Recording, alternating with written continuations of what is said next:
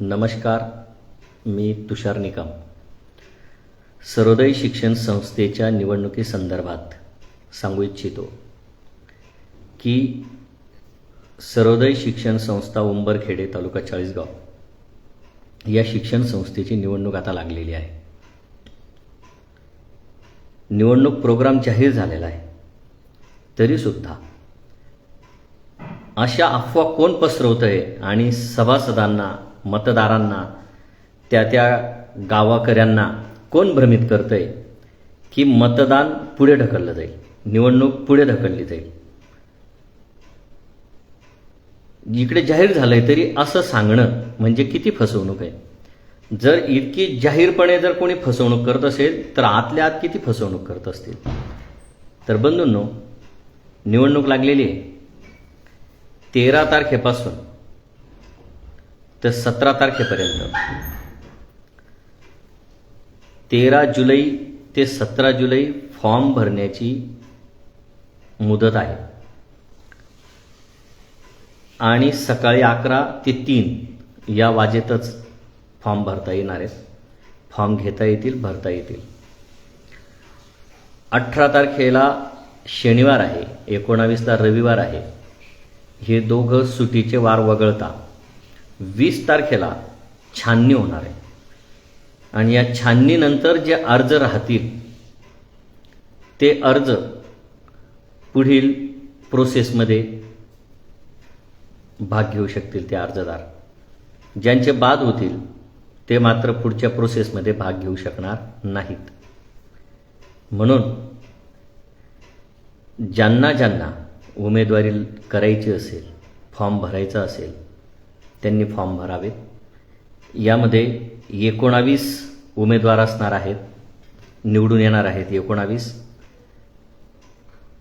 तर 14 जनरलच्या जागा आहेत, 2 महिलांच्या आहेत, 1 OBCची आहे, 1 NTची आहे आणि 1 SC STसाठी आहे. जनरलच्या 14 आणि राखीव 5 अशा 19 जागांसाठी निवडणूक होईल. म्हणून अनेकांनी फॉर्म भरून ठेवा. या राखीव जागांसाठी पण फॉर्म भरून ठेवा आणि निवडणुकीमध्ये सहभाग घ्या. कैलासवासी जिभाऊंनी संस्था ज्या अपेक्षेने स्थापन केली, त्यांची अपेक्षा काय असेल, त्यांचं स्वप्न काय असेल, तर या संस्थेतून आपल्या गावांमधल्या, आपल्या परिसरामधल्या मुला-मुलींना दर्जेदार शिक्षण द्यायचं, शिकून समाज पुढे न्यायचा.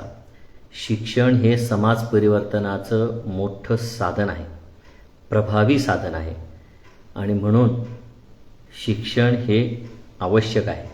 शिक्षण हे वाघिणीचं दूध आहे, ते प्रत्येक घरापर्यंत पोहोचलं पाहिजे. या आशेने त्यांनी शिक्षण संस्था स्थापन केली. त्यांच्यानंतर शिक्षण संस्थेवर असलेले किती लोक हा उदात्त हेतू घेऊन चालणारे दिसतात किंवा चालतील हे तुम्हाला चांगल्या प्रकारे माहिती आहे. या निवडणुकीमध्ये आपल्याला कोणावरही टीका टिप्पणी अजिबात करायची नाही. कोण कसे आहेत आणि काय काय केलं हे सगळ्यांना सर्व दूर माहिती आहे. त्यामुळे कोणाचंही नाव घेऊन काहीच बोलायचं नाही आहे. इथे सत्ताधारी गटातच 2 गट पडतील अशा चर्चा त्यांनी लावल्यात. परत लावल्या की नाही दोघं एकत्र येणार आहे. सतत सभासदांना भ्रमित करणे, सतत सभासदांना काही सांगणे, अशा गोष्टी होत गेल्यात. पण अजून घोडा मैदान आता जवळच आहे. आता बघूया काय होईल. पण तरीही ज्यांना उमेदवारी करायची असेल, कारण लोकशाही आहे, त्यांनी फॉर्म भरा आणि तयारीला लागा.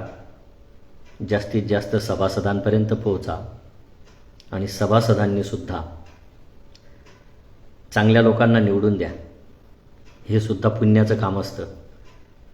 नुसतं देवाधर्माच्या पाया पडणं, देवालयात जाणं, पाया पडून येणं आणि कुठे दोन गोष्टींमध्ये दान देणं हे पुण्य नाही आहे. तर चांगले लोक, कारण आपण लोकशाहीमध्ये अशा काही लोकांना पैसा, दारू, मटण याच्या जोरावर आपण चांगले चांगले लोक संपवून टाकलेत.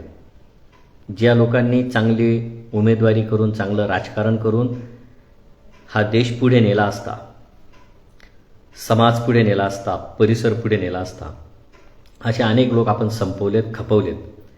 पण आता इथून पुढे तरी थोडंसं जागृत व्हा. कुठेतरी संस्थेमध्ये विरोध तरी झाला पाहिजे, विरोधक तरी अस्तित्वात राहिले पाहिजे. विरोधक राहिले ते याच्यात राहिलेत कारभाराच्या ठिकाणी, तर कारभार कसा चालतोय हे निदान आपल्याला सांगतील.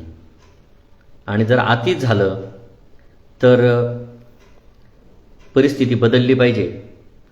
मग नुसतं असं जर म्हणायचं, अहो त्यांनी सभासद करून घेतलेले आहेत, कसं शक्य आहे, आणि ते अमुक आहे, हे सगळं बाजूला सारायचं. प्रत्येकाने मनाशी एकच विचार करायचा की मी पाप करणार आहे की पुण्य करणार आहे, आणि मला मत द्यायचं आहे. ज्याला मत देईल तो पडून जरी गेला तरीही माझं मत सत्कारने लावायचं आहे. कारण मी छातीवर हात ठेवून ज्यावेळेस मनाशी विचार करेल की मी कोणाला मतदान केलं, मी चांगल्या माणसाला मतदान केलं का चांगल्या माणसाला मी टाळून दिलं का, असं ज्यावेळेस छातीला हात लावून मी विचारेल त्यावेळेस मला उत्तर मिळेल का, खऱ्या अर्थाने माझा आत्मा काय उत्तर देईल. आणि मग माझा आत्मा जे उत्तर देईल किंवा माझं मन जे उत्तर देईल, माझं मन जे म्हणेल ते मला करण्याची वेळ आलेली आहे असं समजा. आणि मतदान करताना भानावर राहून काही फरक पडो न पडो माझं मत चांगल्या व्यक्तीला मी देऊन येणार आहे. ती व्यक्ती 10 वेळा पडून गेली तरी चालेल, मी मत देणार आहे, अशी भावना ठेवून ज्या ज्या चांगल्या व्यक्ती असतील त्यांना मतदान करा. खोटं बोलणारे, भ्रमित करणारे, भ्रष्टाचार करणारे, वारंवार दिशाभूल करणारे असे लोक कोण असतील, काय असतील, अशा सगळ्यांना टाळा. तेच चेहरे टाळा. आता यावर्षी मागच्या निवडणुकीत जे चेहरे होते त्यापेक्षा 2-5 चेहरे बदलण्याची शक्यता आहे असं लोक म्हणतात. पण जरी ते बदलत असतील तर मग त्यांचेच मुलं आहेत का अजून काही बदल वेगळा घडतोय, हे पण नीट बघा. बदल नेमका कशाचा घडतोय? बदल विचारांचा झाला पाहिजे, बदल कामात झाला पाहिजे, बदल योगदानाने झाला पाहिजे, बदल समर्पणाने झाला पाहिजे.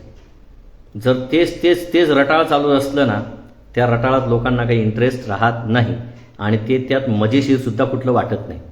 म्हणून आव्हान आहे की तुम्हीच ठरवा काय केलं पाहिजे, कसं केलं पाहिजे, आणि माझं मन मला काय सांगेल आणि जाब विचारेल याचं भान ठेवून यावर काम करूया. ही निवडणूक एक चांगल्या पद्धतीने, निर्मळपणे सगळ्यांनी लढावी, सगळ्यांनी भाग घ्यावा, हिरिरीने भाग घ्यावा. आणि ही निवडणूक जिभाऊंच्या स्वप्नासाठी करा. जिभाऊंनी जसं स्थापन करताना जे विचार केले असतील ना, त्यासाठी मतदारांनी सुद्धा तसाच विचार करून करा असं आवाहन करतो आणि थांबतो. धन्यवाद. थँक्यू.